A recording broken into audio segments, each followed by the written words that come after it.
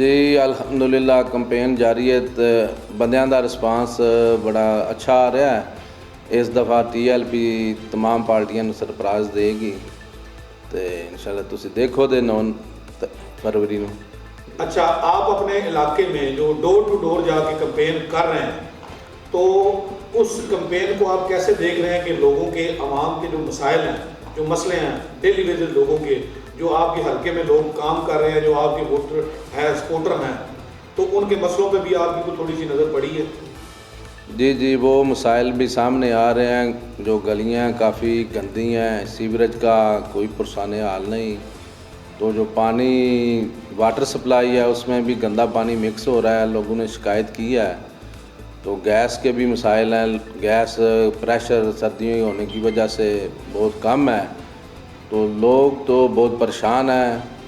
रोज़गार के भी मसले हैं, उनके काफ़ी मसाइल हैं जो कि लोग बहुत मायूस हो चुके हैं इन हुक्मरानों से जिन्होंने 75 साल हुकूमत की और इस दफ़ा फिर वो नया एक नारा लेकर आवाम के बीच में आए कि कैंडिडेट चेंज करके कि नए चेहरे लाकर। असल में तो जो वोट है वो पार्टी को जाता है, ना कि उस कैंडिडेट का होता है। पार्टी मंशूर को वोट जाता है, तो लोगों को सोचना चाहिए कि हम किसकी सपोर्ट कर रहे हैं।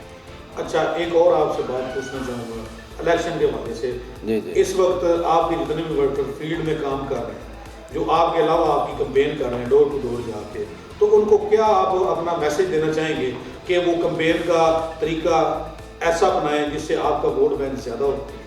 जी मैं उनको यही पैगाम देना चाहता हूँ कि वो अपने गली मोहल्ले, अपने मसाए, अपनी यूसी और अपने वार्ड में जिन लोगों को वो जानते हैं उनके घर घर जाकर उनको तहरीक का पैगाम दें, ताकि कल को कोई बंदा ये ना कह सके कि हमारे पास कोई तहरीक का बंदा आया ही नहीं, अगर आता तो हम उसको वोट देते।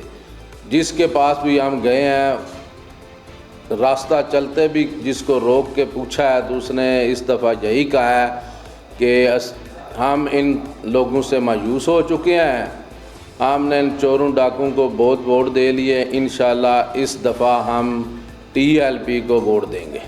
अच्छा, एक और बात है कि आपकी जो मेजर क़यादत है अल्लामा साद रिजवी साहब, जी तो वो इलेक्शन के दौरान में बलवाल में तशरीफ़ ला रहे हैं जलसे के हवाले से? नहीं, वो बलवाल में तशरीफ़ नहीं ला रहे, वो हमारे मरकज़ सरगोदा तशरीफ़ लाए हैं। तो उधर आवाम का बहुत जमे गफ़ीर था। आवाम के जमे गफ़ीर से तो ये साबित हो रहा था कि सरगोदा भी इस दफ़ा जो अपना तमाम पार्टियों को सरप्राइज़ देगा। अच्छा, एक और लास्ट में आपसे बात पूछना चाहूँगा कि PP 72, ठीक है, अगर क्रेन इलेक्शन विन करती है तो उसके बाद आपकी जमात का क्या प्लान होगा, या आप इस हल्के को किस तरह देखेंगे या किस तरह चलाएंगे?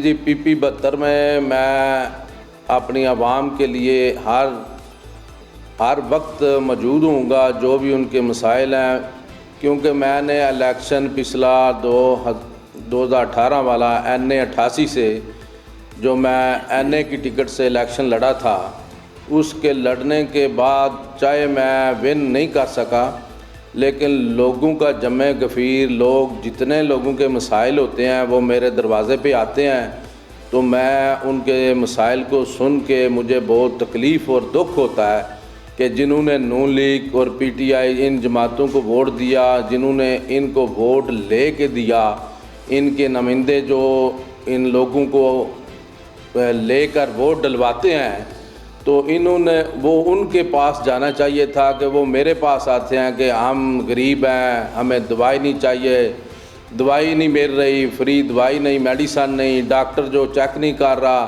तो ये अगर मैं बन गया तो इंशाल्लाह पहले भी करता हूँ तो उससे ज़्यादा करूँगा। अच्छा, एक और सवाल है कि जो अहले सुन्नत की जो जमात है उन्होंने ज़ाहिद गौरी साहब की हिमायत कर दी है, उसके बारे में आपका क्या ख्याल है?